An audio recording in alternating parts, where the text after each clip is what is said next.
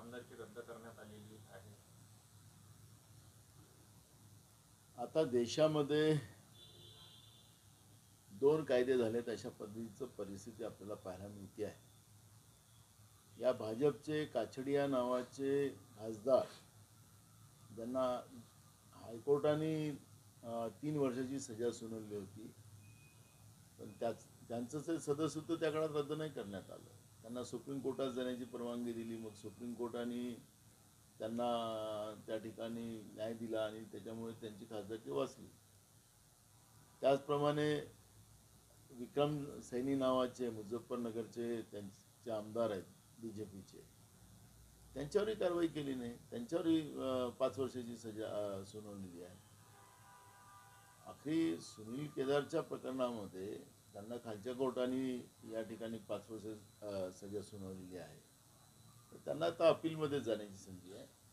जसं या लोकांना अपीलमध्ये जाण्याची BJPच्या खासदारांनी आमदारांना संधी दिली, त्यांचं सदस्यत्व रद्द करण्याच्या मागे ते लागले नाही. आज रविवार आहे. आज रविवारी एवढी काय घाई झाली होती भाजपला. पण हे जे देशात भाजपमध्ये असेल तर ते गुजरातच्या वॉशिंग मशीनमध्ये धुतले जातात अशा पद्धतीचं त्यांचेच खासदार आमदार चर्चा करतात आणि मीडियाला सांगतात. ही जी काही प्रथा महाराष्ट्रात आणि देशात सुरू झालेली आहे ही काही जास्त दिवसाची नाही. सत्तेची ज्याप्रमाणे गैरवापर करण्याची जी प्रथा BJPने सुरू केलेली आहे त्याचा हा प्रकार आहे. ठीक आहे, आम्ही कायदेशीर लढाई आहे, कायदेशीर लढाई सुनील केदार लढतील आणि आम्हाला न्यायव्यवस्थेवर विश्वास आहे.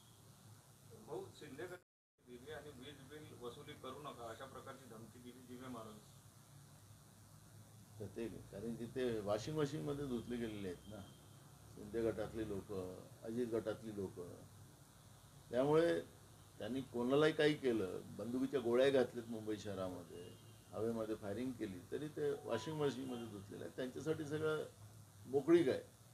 महाराष्ट्रामध्ये आज अराजकता भाजप सरकारने निर्माण करून ठेवलेली आहे. त्याचाच परिणाम आहे की अधिकाऱ्यांना सत्ता पक्षातले आमदार मंत्री ज्या पद्धतीनं धमकवतात हे चित्र रोज पाहायला मिळतं. भाऊ, वंचित महाविकास आघाडीमध्ये समाविष्ट होणार असल्याची चर्चा आहे आणि जागा वाटपाचा फॉर्म्युला सुद्धा ठरला अशा प्रकारची एक चर्चा व्हायला सुरुवात झाली. त्यामध्ये उद्धव ठाकरे गटाला 20, शरद पवार राष्ट्रवादीला 10, काँग्रेसला 16, वंचितला 2 अशा प्रकारचा लोकसभेचा फॉर्म्युला ठरल्याची तुमच्याकडे काही माहिती आहे? नाही, अजून काही मला त्याची माहिती नाही. आम्ही बघा कालीच तुम्हाला सांगितले 29 तारखेला आमची मिटिंग आहे दिल्लीमध्ये, त्यामध्ये या सगळ्या विषयावरची चर्चा होणार.